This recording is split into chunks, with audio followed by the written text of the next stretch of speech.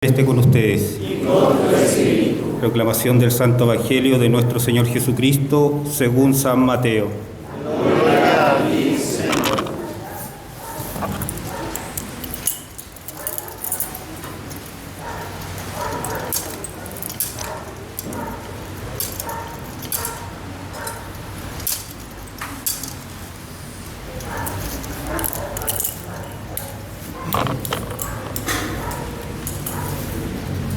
Juan el Bautista oyó hablar en la cárcel de las obras de Cristo y mandó a 2 de sus discípulos para preguntarle: ¿eres tú el que ha de venir o debemos esperar a otro? Jesús les respondió: vayan a contar a Juan lo que ustedes oyen y ven. Los ciegos ven y los paralíticos caminan, los leprosos son purificados y los sordos oyen. Los muertos resucitan y la buena noticia es anunciada a los pobres. Y feliz aquel para quien yo no sea motivo de tropiezo. Mientras los enviados de Juan se retiraban, Jesús empezó a hablar de él a la multitud diciendo: ¿qué fueron a ver al desierto? ¿Una caña agitada por el viento? ¿Qué fueron a ver? ¿Un hombre vestido con refinamiento? Los que se visten de esa manera viven en los palacios de los reyes. ¿Qué fueron a ver entonces? ¿Un profeta? Les aseguro que sí, y más que un profeta. Él es aquel de quien está escrito: yo envío a mi mensajero delante de ti para prepararte el camino. Les aseguro que no ha nacido ningún hombre más grande que Juan el Bautista, y sin embargo, el más pequeño en el reino de los cielos es más grande que él. Palabra del Señor. Gloria a ti, Señor Jesús.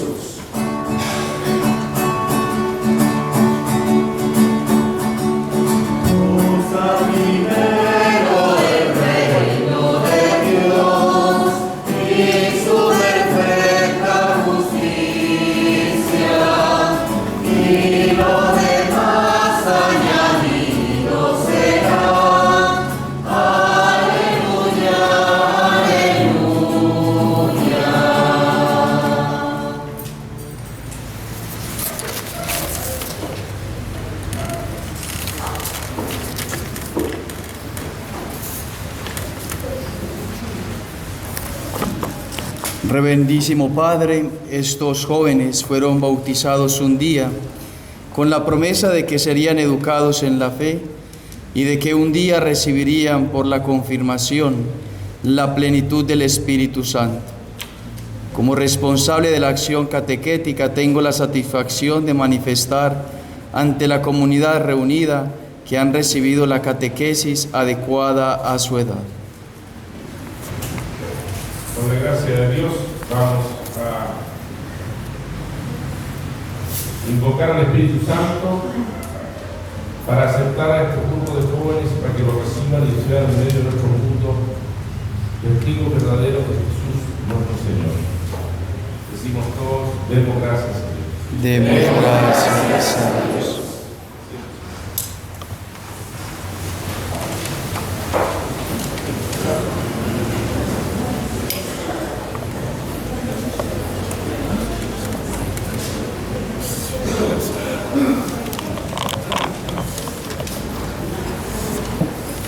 Queridos hermanos y hermanas, ya estamos cerca de la llegada del Señor y San Juan Bautista nos anima a prepararnos.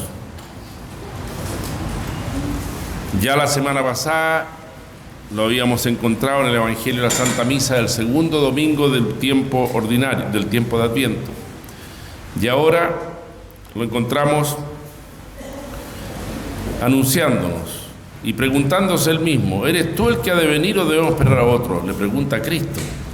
Cristo se presenta como uno más a ser bautizado en las aguas del río Jordán. Nosotros también buscamos al Señor. En realidad en eso consiste nuestra vida cristiana.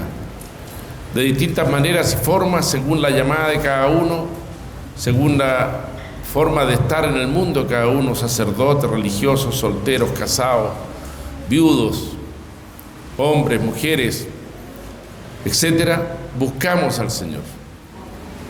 Y quizá algunas veces, también como Juan, le preguntamos: ¿eres tú el que tenemos que esperar o ha de venir otro? Y el Señor ya vino. Y quisiera en esta ocasión que se confirme un grupo numeroso de jóvenes y algunos adultos de aquí de la parroquia, pensar que esta venida del Señor tiene que ser respondida por nosotros.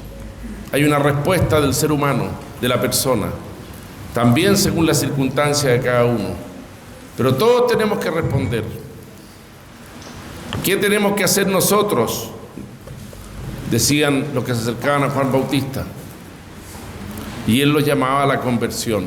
¿Y por qué digo esto? Porque pienso que las circunstancias que hemos vivido en los últimos años, las circunstancias que está viviendo el mundo, que hacen que el Papa llore públicamente por lo que sucede en Ucrania, la matanza de gente inocente, niños, civiles, ciudades bombardeadas, y que ya vamos a cumplir un año ya de esa atrocidad. La misma realidad de la pandemia, queridos hermanos, que nos ha golpeado duro y del cual hemos salido relativamente bien parados gracias a las medidas adoptadas en su momento. Muchos han partido de entre nosotros, muchos han quedado con secuelas de entre nosotros también por el COVID, y hay países donde todavía la cosa es muy grave. No nos lo dicen a nosotros, pero en China es grave. Un amigo mío que venía llegando de un viaje por cosas de negocio en el interior de China, que uno ni se imagina, uno le hablan de China y piensa en Pekín, y piensa en Hong Kong, y cosas así, pero China son ciudades de 30, 40 millones de habitantes que nunca las hemos oído nombrar. Una férrea política. Si en un barrio hay una persona infectada, se cierra el barrio y no puede salir ni entrar nadie por toda la cuarentena, porque son países que saben que si les entra el COVID no tienen cómo detenerlo. Y así otros países de Oriente y también otros países de nuestra América, países menos desarrollados. Y después tuvimos antes de eso y concomitante al mismo tiempo de eso el estallido social, con todas las secuelas que implicó de todo tipo, divisiones, violencias. Y yo pienso, queridos hermanos, que más allá del análisis que cada uno tiene que hacer de todos estos hechos, son llamadas de Dios. Algo está diciéndonos el Señor. Y yo le he dado mucha vuelta a pensar qué significan todas estas cosas. Peste ha habido en el mundo, pero como esta, ninguna. La peste española, que en los principios del siglo pasado afectó a mucha gente, no fue en todo el mundo como fue esta.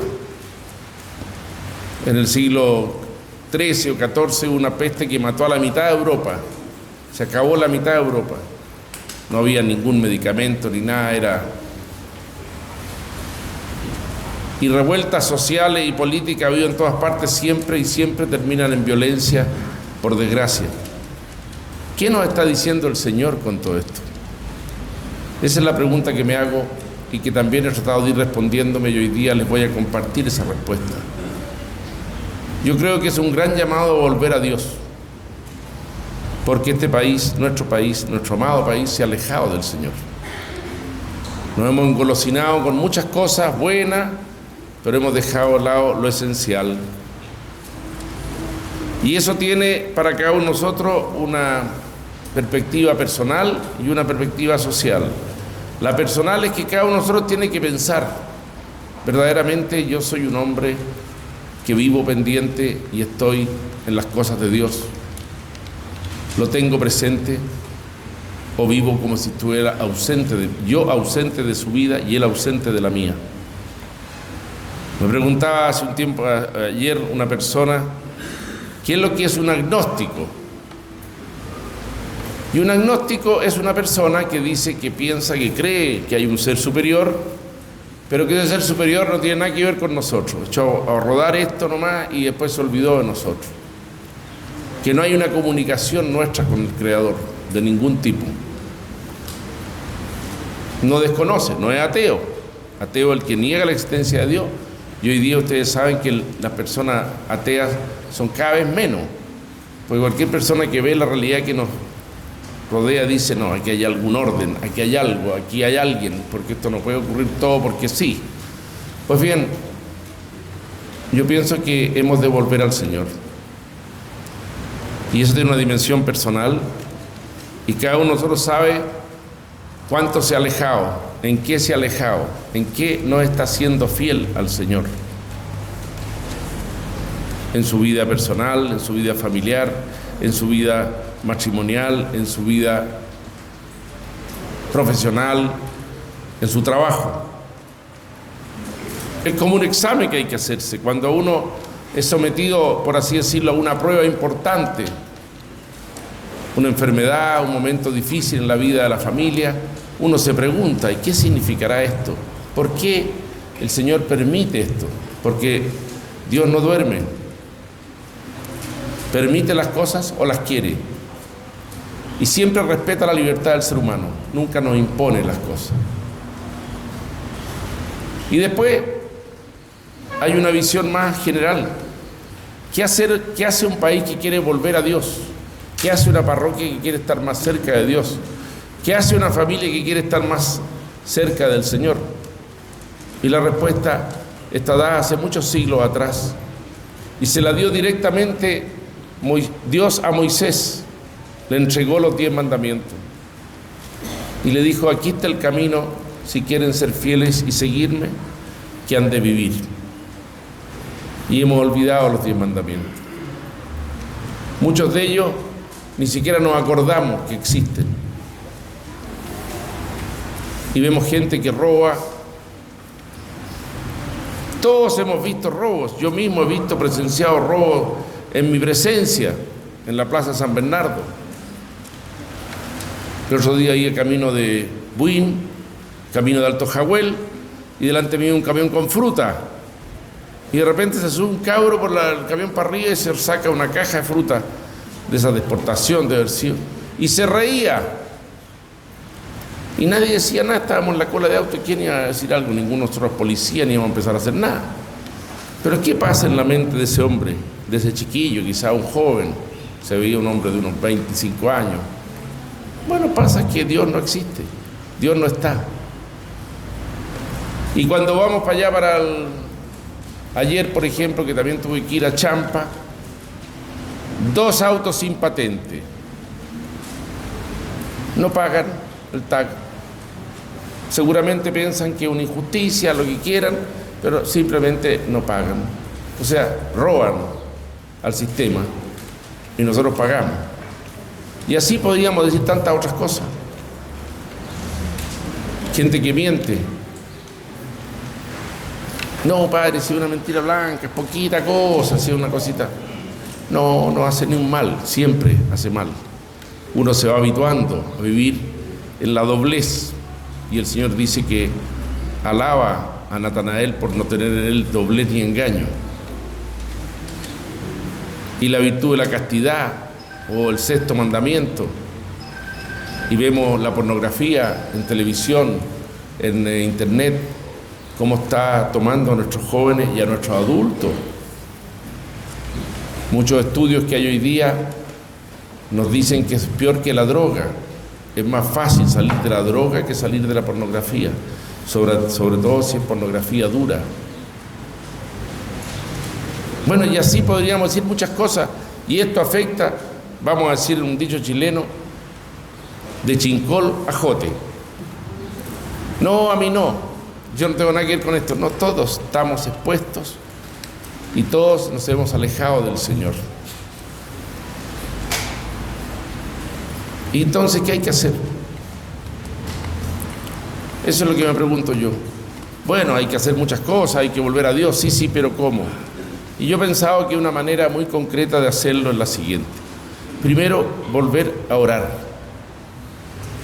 Vamos a hacer un esfuerzo importante para que el año que viene todas las personas de nuestra diócesis que lo quieran tengan a un mínimo costo un libro propio de oraciones con la misa, con el mes de María, con los cantos, con todo lo habido por haber, con la oración por los difuntos, la oración a los santos, con los responsos cuando hay un difunto, etcétera, etcétera, etcétera, todo.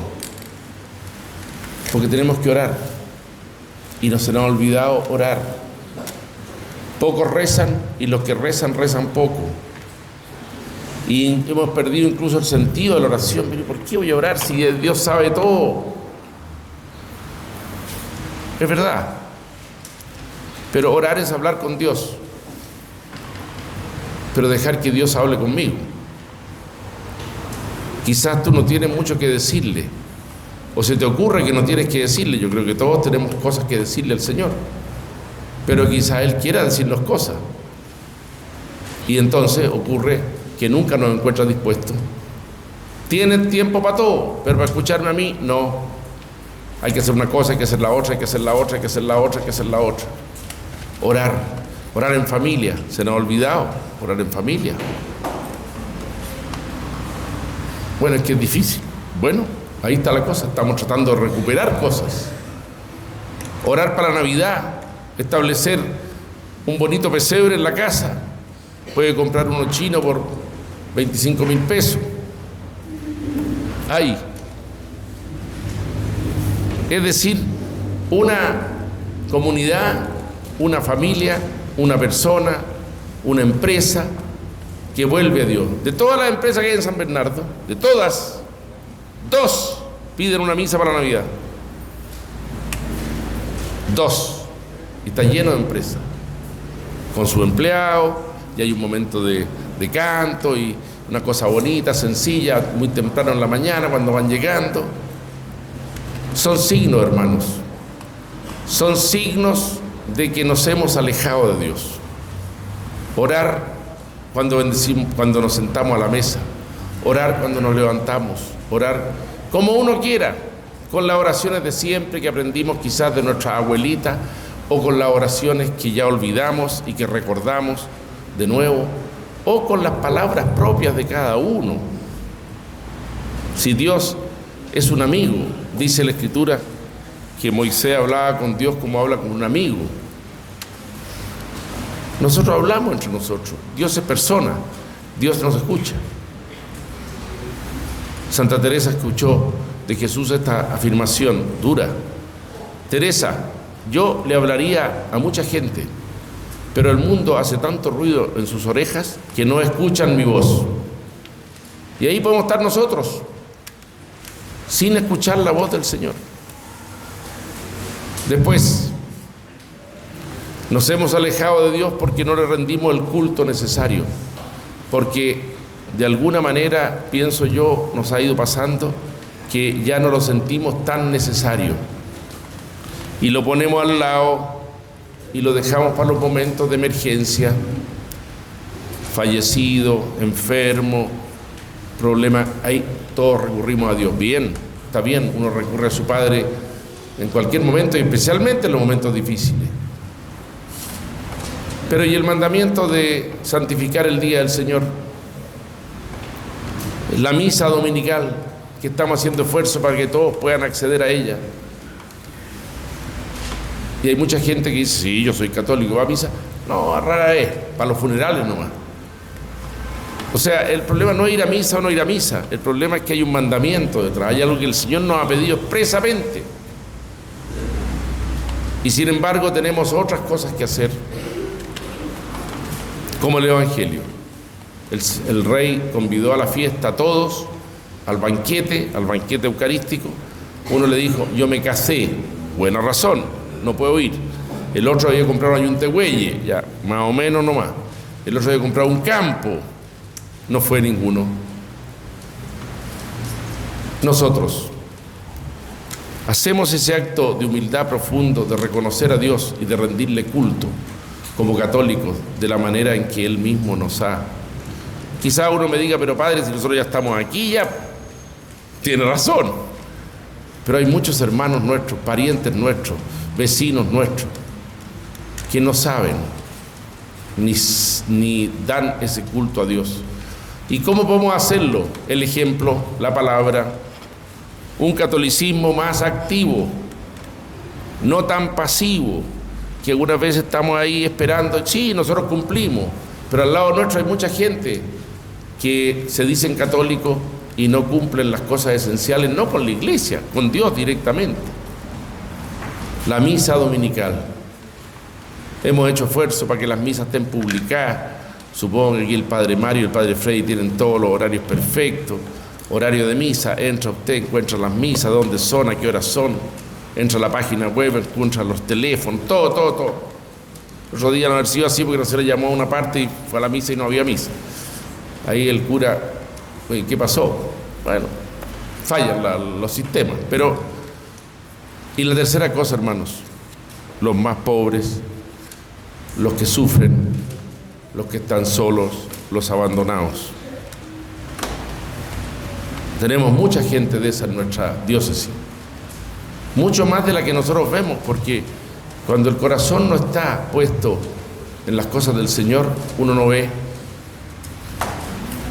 En San Bernardo hay 150 personas en situación de calle. Pero ¿dónde están? Yo veo algunas cuando voy al centro, en la plaza veo 1 o 2. No, hay 150. Se les da de comer. Hemos tenido la fiesta del Anahuín, el día hace 3 semanas atrás. Llegaron cerca de 60, 70, después de avisarle a todos. Afeitar, corte pelo, corte de uña, ducha, cada uno con su toalla, su jabón, su loción, su champú, ropa nueva. No van a salir nunca de eso algunos de ellos, pero son Cristo.